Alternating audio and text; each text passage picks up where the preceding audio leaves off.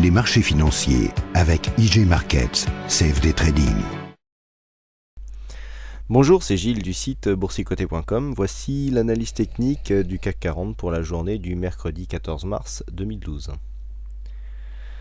Avec aujourd'hui une séance très particulière, puisqu'après une ouverture sur encore une fois un gap haussier à 3565,65, nous avons marqué un plus haut à 3585,98, un plus bas à 3561,92 pour terminer en clôture à 3564,51 points. Le CAC 40 gagne 0,4% sur cette séance, un peu plus de 14 points gagnés par rapport au cours de clôture d'hier. Sur cette bougie, donc en forme de quasi-doji, un doji quasiment en pierre tombale, puisque je le rappelle, l'ombre basse ici ne mesure que 3 points, donc bon, on peut quasiment dire que c'est quasi un doji parfait, puisque nous avons seulement un point entre l'ouverture et la clôture, et qui plus est une ombre basse très faible, donc malgré ici la petitesse de cette bougie, eh bien on peut confirmer donc un doji quasi parfait. Au niveau des indicateurs, nous avons un RSI qui remonte, alors toujours dans la même zone ici, qui fait comme pour un peu les cotations avec une résistance horizontale qui serait située aussi aux alentours des 67. Et bien là, le RSI remonte doucement vers cette zone, puisqu'on est à 65,95. Donc pour l'instant, une dynamique qui reste haussière, mais vous voyez qu'au niveau, alors que nous sommes sur des plus hauts au niveau des bougies, eh bien nous n'arrivons pas à rejoindre ces plus hauts au niveau de l'indicateur, ce qui montre quand même un début d'essoufflement. Donc alors c'est vrai que ça fait longtemps qu'on parle d'essoufflement, mais on est vraiment sur des signaux techniques où qu'on le voit avec les volumes, on le voit avec beaucoup de choses, où on a l'impression que le mouvement s'essouffle, et puis finalement il repart toujours. Alors bon, on est toujours sous le coup d'injection de liquidité relativement massive, mais ce sont les signaux qui le disent, c'est les signaux donc et les indicateurs. Au niveau du stochastique, alors là nous avons un surachat maintenant qui est bien marqué, avec cet indicateur qui est en zone de surachat là, 91,42, et une ligne de signal qui ne va pas tarder à le rejoindre.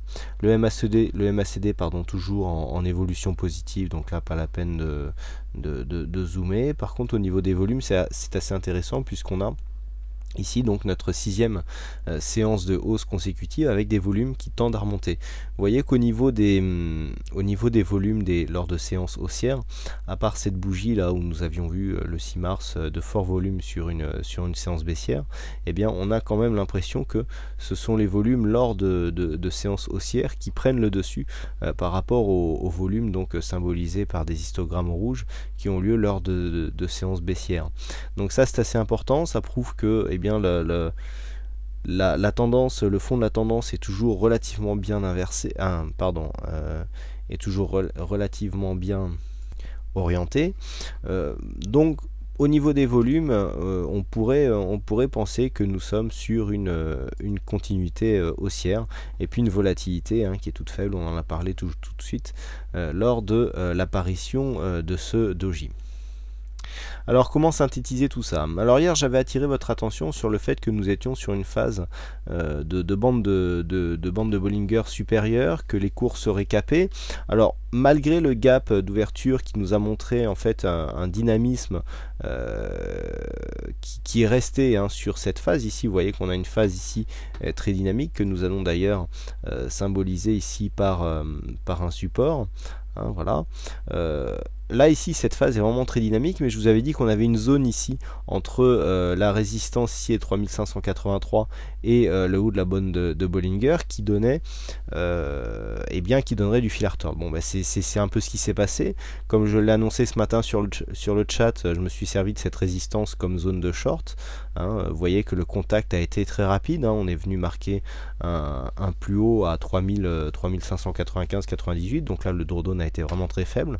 Le short est toujours en position, j'attends un retour ici avec un comblement du gap, mais on sent que voilà, on est bien monté sous sous l'influence des marchés américains. Et puis on commence à avoir quand même des mouvements de prise de bénéfice. Il faut dire que bon, le gap est relativement marqué. Et puis chose aussi qui est très importante, hein, pour ceux qui suivent un petit peu les analyses depuis maintenant un petit moment, là c'est vraiment une chose très rare, on a une bougie qui est totalement en dehors des bandes de Bollinger, hein, c'est donc une Orboll. Alors une Orboll, c'est en général un mouvement d'exagération, hein, puisque la bougie est totalement en dehors des bandes de Bollinger. Alors c'est assez fréquent sur des petites unités de temps, hein, notamment une unité de temps 1 minute, 5 minutes. 5 minutes, ça arrive déjà un peu moins souvent, mais plus on augmente dans les unités de temps, moins fréquentes sont ces figures. Et là, aujourd'hui, en unité journalière, nous avons cette figure. Donc c'est un peu ce qui m'a fait dire que une montée comme ça, aussi rapide soit-elle, alors que nous ne sommes même pas dans les bandes de Bollinger, avec ici cette résistance. Alors cette résistance, comment on l'a calculée? Bien, c'était tout simplement, vous voyez, un point qui avait déjà été testé et qui l'avait encore été précédemment. Donc ici c'est 3583, vous voyez, ont vraiment joué le rôle de résistance, puisqu'à 2 points près on est venu s'arrêter dessus, et qui plus est, nous étions sur une phase d'exagération, puisque en total Orboll, donc là vraiment ce sont des positions où personnellement je me permets de me mettre à contre-tendance, parce que on sait qu'on a des bonnes probabilités de revenir ici, ne serait-ce que sur le bas du support, et puis pourquoi pas ici sur une phase de consolidation. Personnellement, j'attends au moins un petit complément du gap. Bon, les probabilités n'étant jamais à 100%, on peut toujours être pris à contre-pied, mais là quand même on limite un petit peu le risque. Donc là, ce que l'on peut attendre, c'est quand même un petit retour ici sur un comblement de ce gap, hein. Personnellement, je pense que le mouvement ici est... on a quand même 6 séances de hausse consécutives, pardon. On sent ici que ce mouvement d'hésitation, hein, symbolisé par le doji, qui plus est avec une augmentation des volumes, donc ça c'est assez important. On a plusieurs signaux, hein, puisqu'ici, alors les signaux, donc ici mouvement d'exagération avec appui sur ici une résistance majeure. Bougie Orboll, donc signe d'exagération. Nous avons aussi donc ce doji qui apparaît en haut d'une tendance haussière avec inscription d'un nouveau plus haut. Attention, on est sur une potentielle figure de retournement. Il faudrait que demain la figure soit baissière pour avoir une figure, la bougie soit baissière pour avoir une figure de retournement complète. Et puis au niveau donc de la corrélation que nous avons entre l'amplitude de cette bougie et les volumes, vous voyez qu'ici nous avons une bougie très hésitante, hein, avec donc un doji quasi parfait, une hausse des volumes, une baisse de la volatilité. Donc ça en général ce sont des signaux que je donne assez régulièrement et qui sont en général assez bien suivis. En général ça témoigne d'une rotation au sein de portefeuille, hein, puisqu'en fait on a beaucoup d'échanges, hein, qui sont symbolisés par les volumes, mais avec peu de variations, qui sont donc symbolisées par la volatilité ici, et donc par cette forme de bougie en doji. Et donc ça, en général, lorsque nous avons des rotations comme ça, eh bien, il y a un retournement qui se met en place assez rapidement, juste après cette bougie. Donc je ne serais pas surpris que l'on ait un petit mouvement de baisse sur la prochaine bougie, d'autant plus que nous avons bientôt des séances à sorcières qui vont arriver. Donc attention, on pourrait avoir des surprises ici, hein, sur suite à l'apparition ici de ce doji.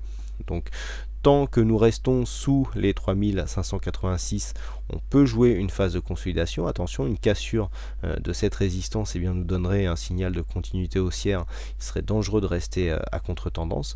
Alors aussi, on parle de comblement de gap. Alors la manière dont le gap sera comblé, s'il l'est, nous donnera des indications sur la force de ce mouvement, hein, qui reste, puisque si nous avons un comblement de gap avec une continuité de la hausse, eh bien cela nous prouvera que nous sommes encore sur le mouvement positif. Donc attention, un comblement de gap n'est pas forcément un affaiblissement, c'est un affaiblissement s'il y a comblement, et puis que les cours continuent à descendre, que l'on casse des supports de tendance, et donc que l'on inscrit une figure baissière avec un potentiel point de retournement. Donc voilà comment jouer la séance prochaine. Alors aujourd'hui c'est Milo qui a gagné au jeu du fixing, puis je voulais encore une fois m'excuser pour des petites perturbations qui sont apparues dans la nuit sur le site boursicoté.com, hein, avec un gros problème technique qui est apparu, que je me suis employé réparer très rapidement, hein, selon mes moyens. Bon, a priori maintenant tout est fonctionnel. Voilà, j'espère que cela n'a pas été trop désagréable pour vous. Bah écoutez, il ne me reste plus qu'à vous souhaiter à toutes et à tous une bonne soirée, bonne chance dans votre aide et je vous donne rendez-vous dès demain pour de prochaines analyses techniques en vidéo. Bonsoir à tous. Les marchés financiers avec IG Markets, CFD Trading.